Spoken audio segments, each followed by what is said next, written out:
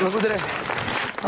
Сега ще ви представя един човек, който ще разсмее и съдия, и изпълнител. Този човек онзи ден разсмя самия себе си. Да, погледна се в огледалото и каза: колко съм смешен.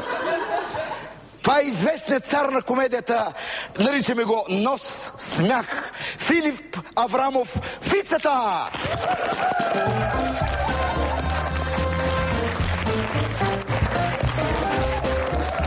Тези хора са дошли тук за теб, приятелю.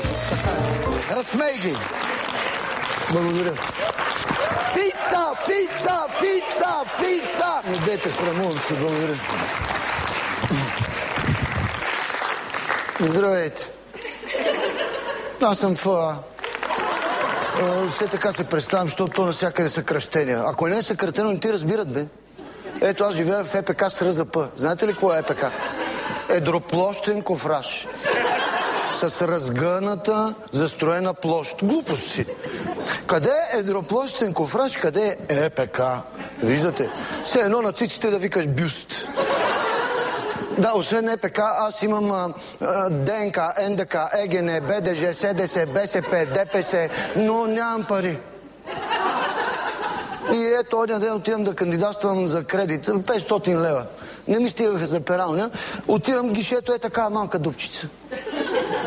И така, трябва да се наведеш, хубаво да се наведеш, да им се откриеш. Нали, да им се откриеш, ти откриеш и се на една банка. То става страшно. Освен това, дупчицата е такава и отзад стоят и други хора. И аз...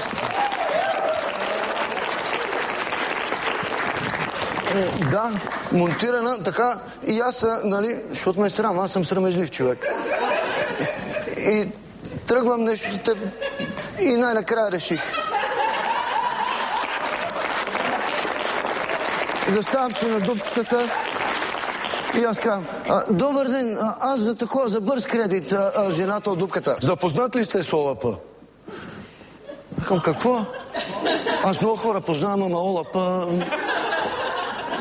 Основният лихвен процент било. Сещате се пресъхнята, нали? И тя ме изпраща пред гише 16. Аз отивам, пак същата история. И пак така. Извинете, аз за бърз кредит имам нужда и някаква друга седи и вика: ма господин, сега да информация. Това на станилта всичко е написано. Сезоните, прочетете там. Какво ме занимавате, ми губите от времето?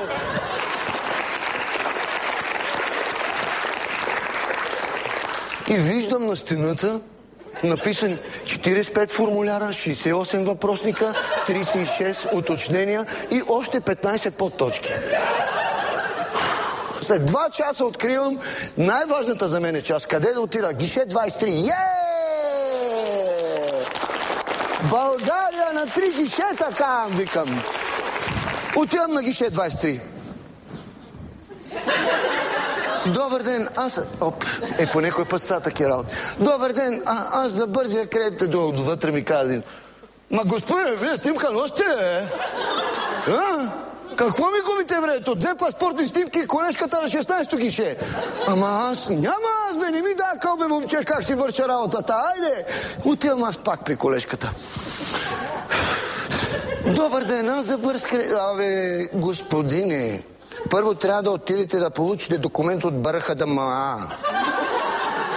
Освен тия 2 паспортни снимки. Свидетелство за съдимост от СДВР на МВР. Удостоверение за семейно положение. Акт за раждане, защото очевидно не изглеждам роден. Документ за данъчни липси. Отивам на БАМ ги тия документи. Отнеми 3 дни. И си викам: леле, само да взема тази пералня, ще скъсам от пране. И еме пак на първа дупка. Добър ден, аз за бърз кредит такова... господине! Какво е това? Пъха ми някакъв документ. Какво е това? Викам: какво е това? Това е бележка от БРХМДМА. А вие знаете ли, че работим с ЧМСП? И аз викам: леле, втасах я. И тя ми вика, ще отидете до колежката, тя ще ви даде. Отивам към, добър ден, аз съм за бързия кредит. И тя се беше разплула вътре. След 16 с клиенти не работи.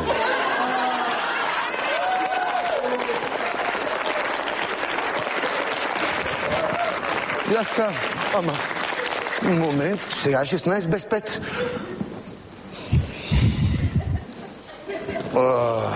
Добре.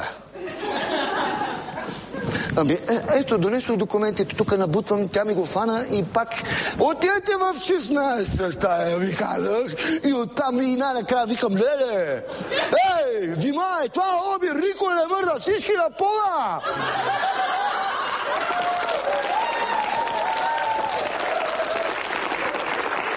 Не работили с клиенти, с кой работите, с булдозери ли?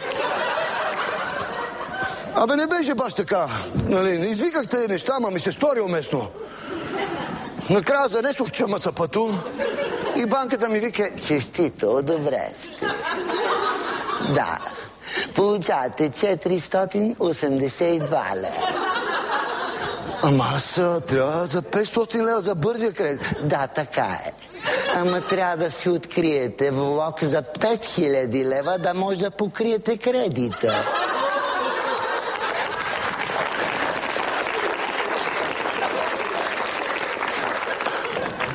Та всъщност дойдох да ви питам, някой да има 8 лева?